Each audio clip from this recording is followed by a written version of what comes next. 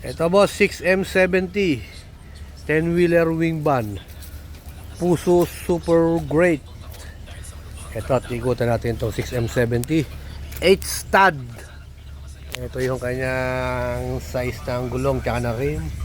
As is condition pa to mga boss. Ayan o, sariwan-sariwa pang ilalim na ito. Ito, check natin mula umpisa hanggang sa dulo. Talaga naman na sariwang-sariwa. Ayan. Yung secondary chassis niyan, laki, original. Ayan, talagang hindi palit body. Hindi patong body, original niya ng secondary niya. Malaki. Ito, original molye. Ayun. Maganda, original molye siya. And then, single differential lang to mga boss. Ito, may toolbox na rin siya.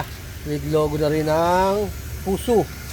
With side grills po. Ito po yung kanyang body.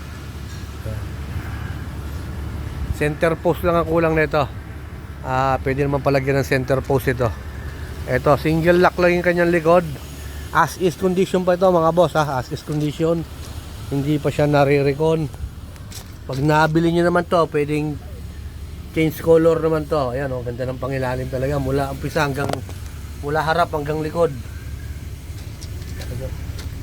Ito, original molye. Ayan, kaganda talaga ng chassis mga boss. Pwede po ito sa mga mahihilig po sa puso ng mga sariwang unit. Ito talagang class A na class A po yung pangilalim. Original condition, dalawa toolbox, kaliwat kanan. Ito, toolbox din ito. Fuel tank, dalawa. Isang 200, isang 300 liters. Ito, may ladder na rin siya. Original ladder ng Puso. Ito boss, nasa kanan pa ang manibela nito.